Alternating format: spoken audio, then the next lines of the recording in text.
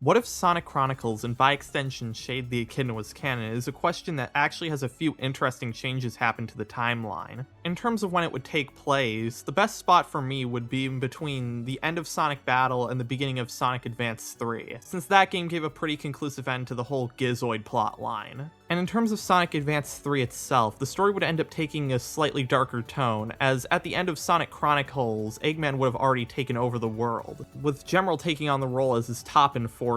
But in the end, things would play out more or less like canon, with Super Sonic and Eggman teaming up to fight Ultimate Gemerald and ultimately defeating him. But things would get a little more complicated during the post-credits scene, when Cream finds Gemerald and has Tails fix him up. As when Shade finds out, she's completely against the idea of trying to reform the robot, deeming him not worth it after all the trouble he's caused. But similar to how he convinced her to give Ix a chance back in the Twilight Cage, Knuckles is able to convince Shade to give Gemerald a chance too. And after some time of putting the world right, things settle into a new normal, with Shade taking up residence on Angel Island and assisting Knuckles in guarding the Master Emerald, as she enjoys Knuckles' company, but also because she feels partially responsible for allowing Ix to steal the gem before. And as for Knuckles, he's just glad to finally have some permanent company on Angel Island. Not to mention that now that there's another Guardian, he can leave the island more often to go treasure hunting or hanging out with his friends. And while Shade is friends with Sonic and the others, she's not really into things like racing extreme gear.